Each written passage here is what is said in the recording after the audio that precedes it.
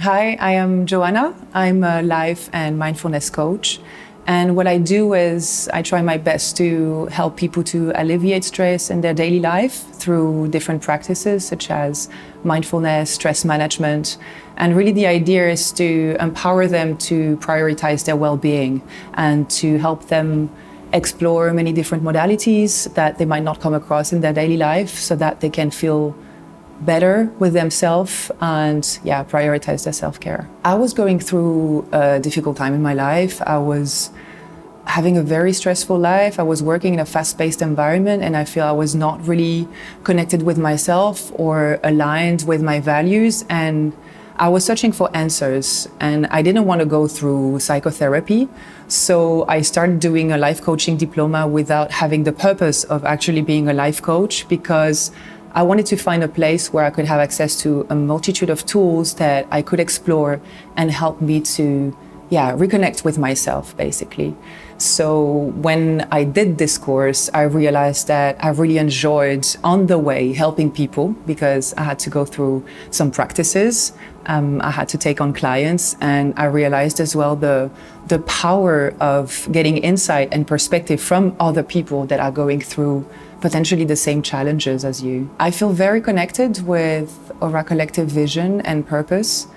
Because as I said, when I was on my healing journey, I was searching for a way to explore and have resources available that will help me to feeling empowered. And I felt there was not that available on the market. So it took me so much time to dig in, do researches to find the right tools that were appropriated for me and for my needs. And Aura, I feel, is a platform that doesn't offer a quick fix solution. I feel that on the market there is a lot of one-size-fits-all recipe, which is something that I don't connect with at all, because I believe that everyone is unique, because I believe that everyone has their own struggles and challenges, and that you cannot offer a solution and say, okay, here you go.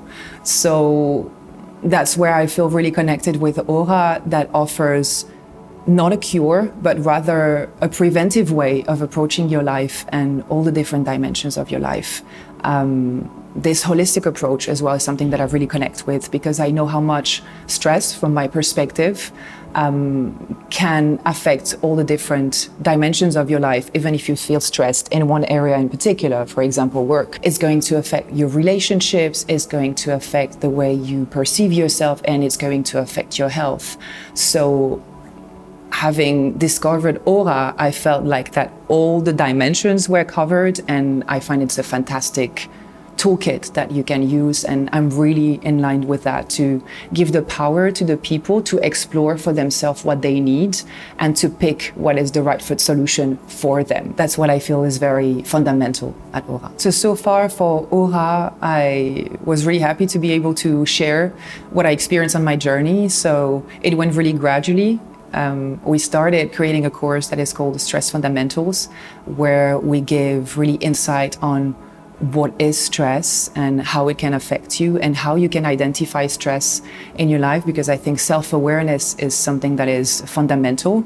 We give insights on neuroscience, or how the brain works. We give insight about psychology, and as well, above all the theory and all the knowledge that I love sharing, I share as well the tools that helped me the most to understand what I was going through and feeling more connected with my mind and my body. Additionally, we created together 2 workshops, one about cultivating mindfulness and presence, how to be more present in your daily life so that you can embrace all the parts of yourself and get to understand yourself better.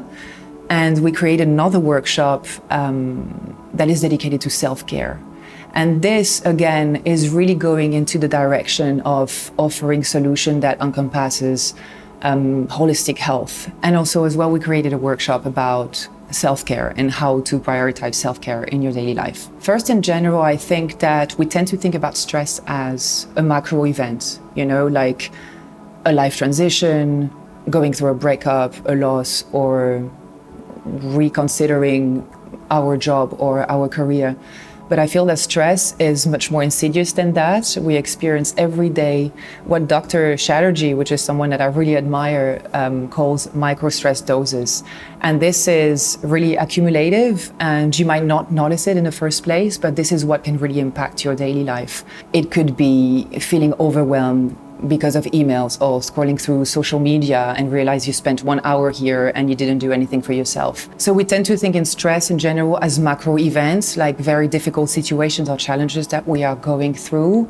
It could be a life transition, going through a career change, or having issues with our health, or loss or a breakup, for example. But stress is much more insidious than that, because it can happen in all the different layers of your being, such as emotional, mental, and physical as well. You know, the noises around you, the environment where you're living in, or your connection to your environment, which means how you can feel overwhelmed sometimes by having a flow of emails or scrolling on social media and not taking enough time for yourself. So I think this is something that we have to consider, that stress is not only macro events, but it's all the accumulative stress that can have a very big impact on our daily life. I feel that now in our society, we tend to glorify stress, we tend to glorify productivity or busyness. And so we are so used to being stressed that we don't even realize anymore. So we wait to have a very difficult situation before we actually act upon it. And this is in general when we are really not connected to our needs and we are not able to act for ourselves. So we're going to indulge in really quick fixes, seeking for pleasure, but on the long term, this is not what is going to help us. So I like to think that if you are going through stress, or you feel that there is a tiny bit of stress in your life, you should already prioritize your well-being. Again, it's about prevention and it's not about curing. I don't believe we can ever not be stressed. I think you would need to live in a monastery or deep down in the forest with all the information, the overwhelm of information, the overwhelm of resources that we have access to, the long hours that we are working, the news, everything that is connected to our outside environment, but as well the pressure that we can put on ourselves with our internal thoughts. It's very difficult not to go through stress. But I don't think that all stress is bad, though. There is something that we call eustress that has exactly the same mind-body effect in your body, you know, where you feel this kind of excitement. And I think this is very positive in a sense that it helps you to get out of your comfort zone and challenge you and go 1 mile further. So not all stress is bad. And probably if you're in a job, for example, where you are under stress or you're really in your comfort zone, you might feel bored after a certain period of time. And if you're overworked, if you work too many long hours, if your deadlines are very short, then you will feel super stressed. So you need to find a balance between finding excitement with a positive stress and finding a balance by cooling down and resting and taking time for yourself. What I think is very important as well is that we tend to react to our environment in a very instinctive way when we are not connected to our needs and what we actually want. So I feel it's very important with the coping mechanism as well that we're offering in the course is to learn how to pause and to respond, to understand how our environment around us is working and as well how are we functioning so that we can bring ourselves to explore solutions that work for us. I think the first steps in dealing with stress is first raising self-awareness. So it means trying to identify in your life what is causing you stress. So having a look at your life from a bird view and checking in your career, your relationship with your friends, with your family, your relationship to money, for example, your relationship to success, and try to identify where is it coming from? And then trying to prioritize what is the most important for you right now, because you cannot do everything at the same time and we don't want self-care to become overwhelming. So identifying your stress factors, that's how we call them, and then prioritizing and making time to practice mindfulness or to practice self-care, whatever that means for you. So the reason why I created this course is because stress is such a universal topic.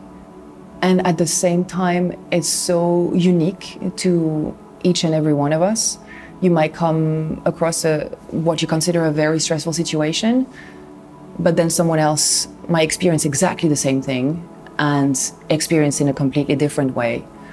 And I wanted to stress out how important it is to get an understanding of what stress encompasses and how it can impact you, so that you could live your life with, I would say, more self-compassion. Because if you get a better understanding for yourself and how you function, if you get a better understanding about stress, then first you understand that you're not alone in that. And of course, once you get that understanding for yourself, then you might develop compassion for other people as well. And that's the purpose. It's not just about you in the sense that any perception that you might have, any experience you are going through, you're going to be mirroring with the people that are around you. So by doing that, you help yourself, but you help others as well. And I wanted to create as well tools that are very accessible so that they can be shared among people. And I feel this is very important because people talk, and when you're in your friend circle at dinner and you experience something that is positive, it's like going to a good restaurant, right? You want to share it. And those tools are very accessible. They are efficient as well. And I really believe in the power of simplicity. We tend to overcomplicate things, and I wanted to make it simple, accessible, and efficient. I believe that stress can be a strong isolating factor. And my mission really is trying to help people to get out of their heads and getting a better understanding of themselves and going on this self-discovery journey so that they can see the world and perceive their environment in a different way and share as well with people so that you can create a ripple effect, I would say. Holistic health is important to me because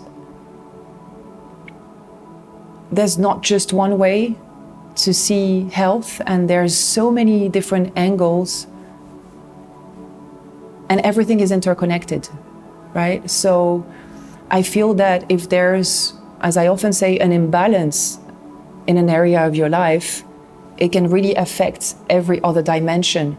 So having this bird view and identifying how you can improve this area of your life, it's going as well to have a ripple effect on all the other dimensions without you even paying attention to it. What holistic health helps us to do is to have an overview of where we're at and take that break.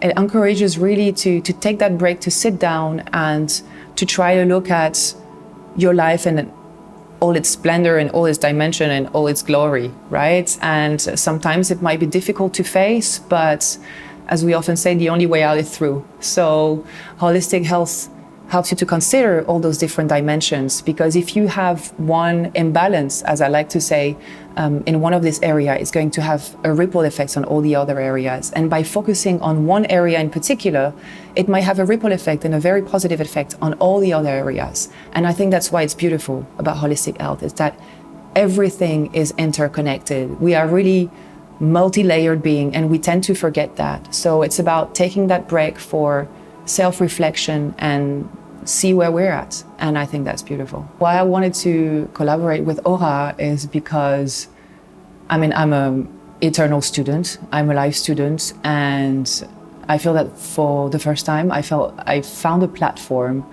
where I could have access to so many different tools that I as well didn't come across, because I'm always ever searching and ever exploring. And what I love about Aura is that it enables people like me that are not in the spotlight to be in contact with amazing facilitators, amazing experts that I as well get to learn from a lot.